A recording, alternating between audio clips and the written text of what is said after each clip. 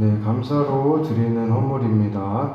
해마다 장남이 천국에 간 9월이 되면 제 삶을 돌아보게 됩니다. 그때도 저는 교회에 다녔지만 세상에서 성공하고 사람들에게 인정받고자 자식을 우선 삼고 있었습니다. 제가 아들의 고입 작정 기도를 하고 있을 때 두통으로 응급실에 간 아들은 모야모야병이라는 희귀 난치병을 진단받았습니다. 그리고 3번의 뇌 수술 후 2주 만에 결국 세상을 떠났습니다. 저는 교회 지체들의 기도로 아들이 천국에 갔음을 확신하며 장례를 잘 마쳤지만 문제는 그 후였습니다. 아들의 갑작스러운 죽음이 이해되지 않아 하나님을 향한 원망이 끊이지 않았고 기도도 찬양도 할 수 없어 교회 가는 거에 너무 고통스러웠습니다.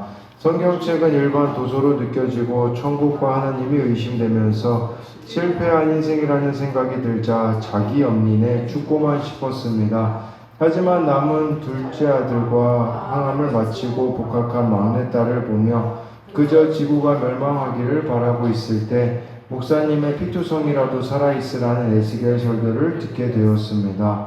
사부님을 떠나보내고 예수의 증인으로 사시는 목사님을 보면서 나에겐 왜 천국 소망이 없나 라는 생각에 아들이 죽은 후 처음으로 하나님 앞에 엎드려 기도했습니다. 하나님, 성경 말씀이 아들이 먼저 간 천국이 믿어지게 해주세요. 이후 저는 공동체에 속해 말씀을 들으면서 장남의 죽음은 구원의 사건이었고 저에게 구원의 확신이 없음을 알게 되었습니다. 나서는 온전한 회개와 희생적 사랑으로 가족을 묵묵히 섬겼던 조상 유다의 본을 받아 첫째 날에 앞장서서 헌물을 드립니다. 하지만 저는 회개도 희생도 없이 오직 내 가족의 성공을 위해 기복으로 신앙생활을 했던 자입니다. 소재물을 드리려면 고운 가루처럼 내 자아가 부서지고 내 열심이 깨지고 내 의가 빠져야 하는데 아직도 생색내는 자리가 더 좋은 저를 주님이 불쌍히 여겨주시길 기도합니다. 네, 적용하기입니다. 매주 드리는 주일 예배와 소그룹 예배를 습관대로 드리지 않고 기도로 준비하겠습니다. 주일학교 교사로서 초등부 아이들에게 매주 토요일마다 전화 신방을 하겠습니다. 네, 여기 이렇게 나와 있는 것처럼 네, 정말 이렇게 지구가 멸망하기를 바라고 있는 것과 같은 참 고난 가운데 있을 때에 네, 그때 피투성이라도 살아있으라는 설교를 듣게 되었고 하나님 성경 말씀이 아들이 먼저 간 천국이 믿어지게 해주세요 라고 이렇게 기도하고 나서 공동체에 속해 말씀을 들으며 장남의 죽음은 구원의 사건이었고 저에게는 구원의 확신이 없음을 이렇게 알게 되었다라고 고백해주고 있습니다. 네, 오늘 말씀은 이 민수기 7장 12절부터 47절까지인데요. 오늘 본문하고 내일 본문은 사실 이게 같은 내용의 반복이다라고 볼 수가 있습니다. 그래서 지휘관들이 정말 이 성막, 이 봉헌식 때 그때 감사로 헌물을 드리는 이런 내용들이 나와 있습니다. 12지파이기 때문에요. 6일씩 2번이겠죠. 이렇게 6일씩 2번 반복되는 12번 반복되는 형태입니다. 왜 굳이 이렇게 같은 내용을 반복해서 계속해서 언급하고 있나? 우리가 이런 생각이 들 수 있잖아요. 우리는 이게 비슷해 보이는 내용이기 때문에 12번 반복되는 것이 쓸모없게 느껴지기까지도 할 수 있겠지만 그러나 이것이 12번 똑같이 반복되는 이유는 정말 각각의 이 헌신을 하나님이 그만큼 기뻐 받으신다라는 것을 말씀해 주고 있는 것입니다. 이것을 우리 차원으로도 이렇게 끌어와 보자면 저와 여러분들이 물론 공동체에서 우리의 신앙이 연단되어져야 되지만 기억해야 되는 것은 하나님 앞에는 다 각각 서게 되어진다라는 것을 또 보아야 한다라고 할 수가 있습니다. 또 이것이 이 모든 헌물이 감사의 제물이었었다라는 것도 우리가 주목해야 된다라는 것이에요. 하나님께 드릴 것이 없을 만큼 은혜를 받지 못한 사람은 없습니다. 그렇기에 우리가 하나님 앞에 감사의 마음으로 이렇게 드릴 수 있는가, 이것에 대한 점검이 이루어져야 한다라는 것이겠죠. 그래서 같은 내용의 반복이기 때문에 오늘은 12절부터 이 17절 말씀을 살펴볼 텐데요. 12절에요. 첫째 날의 헌물을 드린 자는 유다 지파 암미나답의 아들 나손이라 라고 이렇게 말씀해주고 있습니다. 이 예물을 드리는 순서는요, 진영 배치를 따르고 있습니다. 제가 이 표로 가지고 와봤는데, 오늘 본문은 저기 지파 유다, 이사갈, 스불론, 르우벤, 시몬, 갓 이렇게 6지파가 오늘 본문에 이렇게 보면 나와 있고요. 내일 본문은 7절, 7번째 에브라임부터 12번째 납달리로 이렇게 순서가 되어 있습니다. 이것은 진영이 배치된 순서를 따르는 것이고요. 밑에 있는 표는 이동할 때를 가리키는 겁니다. 그래서 이동할 때는 저 순서대로 이렇게 이동한다라고 보시면 되는데, 제일 먼저 동쪽 진영의 대표인 유다 지파가 첫 번째가 되었다라는 것을 이 12절 말씀을 통해서 볼 수가 있습니다. 르우벤은 장자 지파였지만 이 순서를 보시면 네 번째로 이렇게 되어 있음을 볼 수가 있습니다. 이것은 우리들에게 무엇을 말해주는 걸까요? 사실 죄로 보자면요, 죄는 크기를 사실 따질 수 없지 않겠습니까? 인간은 죄의 크기를 따지나 이 르우벤 같은 경우는 아버지처 비라와 간통죄 때문에 영적 장자권이 유다에게 넘어갔습니다. 그렇지만 유다도 죄가 없는 게 아니죠. 며느리 다말과 동침한 죄인이지만 영적 후사를 낳고자 수치를 감당한 다말이 자신보다 옳다고 고백하며 모든 사람 앞에 자기 죄를 깊이 회개했습니다. 똑같은 죄인이어도요, 이렇게 하나님 앞에서 온전한 회개를 했느냐 하지 않았느냐가 이런 차이를 만든다라고 할 수 있습니다. 죄의 크기 차이가 아니라 회개의 차이라는 것을 저와 여러분들이 이 말씀을 통해서 봐야 한다라는 것이겠죠. 그래서 이스라엘의 영적 장자로 유다 지파가 선택이 되고, 그의 뒤를 따라 그의 후손도 늘 구원의 일에 앞장서고 가장 먼저 헌물을 드리는 것을 확인할 수가 있습니다. 그리고 이 지파 순서에 대해서요, 하나님이 정하신 이 순서나 질서에 불만을 품거나 자기 주장을 고집하는 지파는 없습니다. 이처럼 우리가 하나님 앞에 예배드리는 자라면 자기 방식이 아닌 하나님의 질서, 하나님의 방식을 따라야 한다라는 것을 볼 수가 있습니다. 그래서 이것에 대한 적용으로는요, 내가 유다처럼 먼저 회개하고 말씀대로 적용해야 할 일은 무엇입니까? 내가 지금 희생하고 섬기고자 앞장서야 할 구원의 일은 무엇입니까? 그래서 이 유다처럼요, 회개하고 말씀대로 우리가 적용해야 될 일이 무엇이 있는가? 또한 이제 또 그 뒤가 중요한 거죠. 이렇게 앞장서는 지파로서 유다가 쓰임받게 되어지는데, 이처럼 내가 앞장서서 섬기고 또 이렇게 희생해야 되는 그런 구원의 일들이 무엇이 있는가를 봐야 합니다. 13절 말씀을 보면요, 그의 헌물은 성소의 세겔로 130세겔 무게의 음반 하나와 70세겔 무게의 음발이 하나라.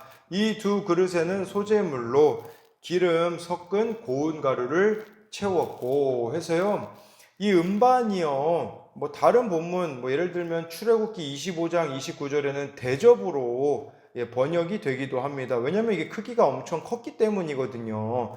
여기 보니까 130세겔 무게의 음반이라고 했습니다. 130세겔 어느 정도일까요? 그 은 1세겔 무게가 약 11.3g에 해당되기 때문에 약 1.5kg 정도가 된다. 은 1세겔이 약 1.5kg 정도였기 때문에 은 130세겔이라면 100kg이 넘은 그런 무게였었다라고 볼 수 있겠죠. 그렇다면 이것은 상당히 큰 쟁반이었을 것이고요. 그리고 여기 또 은발이 하나라고 하고 있지 않습니까? 70세겔의 은발이 하나. 은발이 같은 경우는요, 큰 그릇이나 호미파인 대야의 형태로 제사장이 의식을 행할 때 피를 담을 수 있는 아마 그런 제2용 용기였을 것이었을 겁니다. 네, 그래서 이것도 상당히 큰 크기였었고요. 여기에는 두 그릇에는 무엇을 담았냐면 기름 섞은 고운 가루를 채웠다라고 이렇게 말씀해 주고 있는데, 오늘 본문 해설에 이 고운 가루가 무엇인지에 대해서 이렇게 나와 있잖아요. 기름 섞은 고운 가루는 성도의 봉사를 상징한다라고 이렇게 말해주고 있어요. 그렇다면 이 고운 가루가 되려면 어떻게 돼야 될까요? 단단한 곡물이 완전히 부서지고 깨지고 빠져야 고운 가루가 될 수가 있어요. 이처럼 우리도 내 자아가 부서지고 내 열심이 부서지고 내 의가 빠져야 다른 사람이 먹을 수 있는 고운 가루가 된다라는 거죠. 그러나 주목해야 되는 것은 기름 섞은 고운 가루라고 했습니다. 거기에 성령의 기름이 부어져 우리가 성숙한 신앙 인격을 갖추게 될 때에 기름 섞은 고운 가루로 진정한 봉사를 하게 된다라는 것이에요. 그러니까 이것에 대한 적용 질문도 내가 기름 섞은 고운 가루가 되고자 부서지고 깨져야 할 모습은 무엇입니까? 라고 이렇게 할 수가 있겠죠. 14절부터 이제 17절까지를 보면요. 또 13개 무게의 금그릇 하나라 그것에는 향을 채웠고 또 번제물로 수송아지 한 마리와 수량 한 마리와 1년 된 어린 수량 한 마리이며 16절에 속죄제물로 수렴소 한 마리이며 17절에 화목제물로 소 2마리와 수량 5마리와 수렴소 5마리와 1년 된 어린 수량 5마리라 이는 암미나답의 아들 나손의 헌물이었더라 라고 이렇게 말씀해 주고 있는데요. 이렇게 동일한 이 예물을 12지파 지도자들이 다 똑같이 냈습니다. 표로 정리된 게 있어서 이렇게 가지고 와봤는데요. 보면요, 음반, 은발이, 금그릇, 이것도 다 12개였었고요. 번제로 드리는 것은 수소 한 마리, 수량 한 마리, 1년 된 수량 한 마리를 이렇게 드려야 됐고요. 속죄제는 수렴소 한 마리, 화목제는 소 2마리, 수량 5마리, 수렴소 5마리, 1년 된 수량 5마리인데, 여기서 보면요, 제일 많이 하나님 앞에 드렸던 제물이 무엇이냐면 화목제였음을 확인할 수가 있습니다. 화목제로 무려 17마리나 되는 이런 제물을 하나님 앞에 드렸다라고 볼 수가 있습니다. 왜 이렇게 화목제를 많이 드렸을까요? 이게 속죄제물에 거의 5배가 훨씬 넘지 않습니까? 그러니까 이것은 무엇을 말하는 거냐면 먼저는 이 죄 용서의 은혜에 대한 감사와 헌신과 충성이 더 풍성해야 된다라는 것을 말해주고 있어요. 이처럼 이 화목제물이 감사, 헌신, 충성을 의미하고 있기 때문에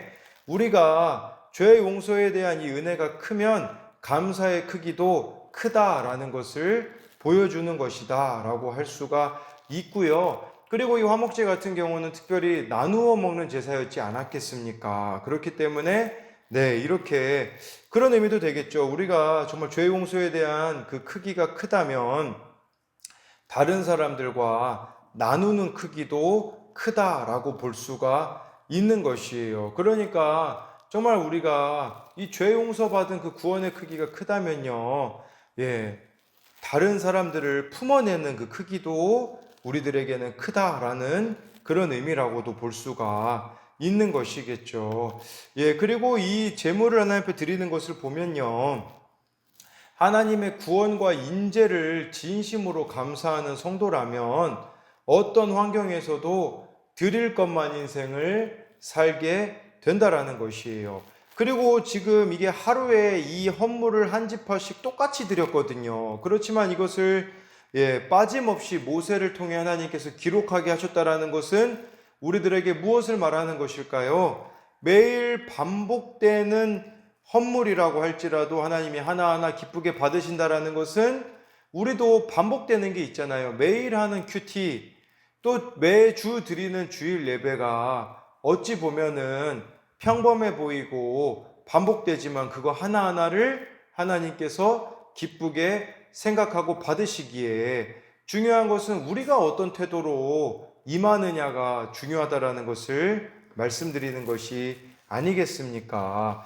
예, 그래서 이제 크게 오늘 본문에서 이 세 가지 정도로 요약을 해보자면, 첫 번째로요, 12지파가 봉헌 예물로 드린 특징은 예물이 모두 똑같다라는 것입니다. 유다 지파 숫자는 엄청 많지 않았겠습니까? 한 거의 7만 명이 넘었는데, 3만 명대 되는 지파도 있었습니다. 그러나 모든 지파가 똑같은 예물을 드렸다라고 할 수 있는 것이에요. 이것은 우리들에게는 각자 개개인이 하나님 앞에 드리는 헌신이 있어야 됨을 말씀드리고 있고, 그리고 이것은요, 지파적으로 봤을 때 개인이 드릴 때는 사실 무리가 되는 거겠죠. 그렇지만 지파적으로 드린 것이기 때문에 전혀 무리가 가지 않는 정도의 양이었었습니다. 그래서 이렇게 무리가 되지 않는 양을 하나님께서 요구하셨다라는 것을 볼 수 있고요.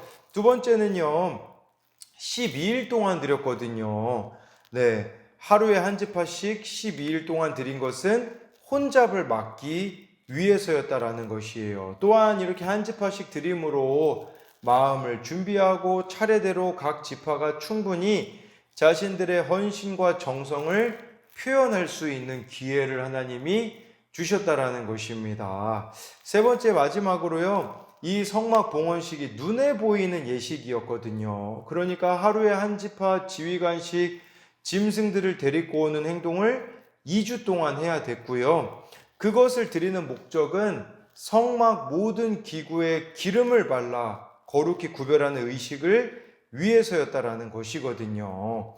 그래서 이 눈에 보이는 이 예식을 이스라엘 백성들이 보면서 어떤 생각을 하게 되었을까요? 그것은 우리가 성별되었구나, 거룩하게 살아야 되는구나 라는 의식이었다라는 것이에요. 그러니까 이 반복의 교훈이 그거거든요. 이렇게 12번 하나님 앞에 제물 드리는 이 모습을 이스라엘 백성들이 보면서 이걸 잊어서는 안 됐던 거예요. 우리는 거룩하게 살아야 된다라는 것이겠죠. 그렇기 때문에 죄 가운데 살아서는 안 된다라는 이 강력한 메시지를 이렇게 2주간 보고 그들의 마음에 새겨야 했다라는 것입니다. 그래서 이것에 대한 적용으로는요, 나는 하나님의 구원과 임재를 진심으로 감사합니까? 그 감사함으로 내가 주께 드려야 할 헌물은 무엇입니까? 두 번째 적용 질문은 나는 어떤 마음으로 예배를 드리고 말씀을 묵상합니까? 이 질문을 드리는 것은 같은 제물이라도 하나님이 다 기억하신다라는 것은 매일 드리는 이 묵상의 시간도 하나님은 다 기억하고 계시기에 중요한 것은 내가 어떤 마음으로 임하고 있느냐라는 것이에요. 마지막 적용 질문은 하루쯤 안 하면 어때? 라는 생각으로 큐티를 거르지는 않습니까?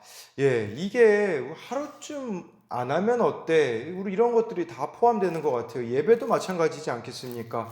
한 번 빠지면 어때? 라는 생각을 하는 것 자체가 왜 그럴까요? 사실 곰곰이 되짚어보면요, 그 사이에 하나님보다 더 사랑하는 것이 생겼을 때 우리는 이런 타협점을 찾게 되어지는 것입니다. 그렇기에 타협하지 않고 하루하루 하나님 앞에 우리 자신을 성별되이 드리는 저와 여러분들이 되기를 소망합니다.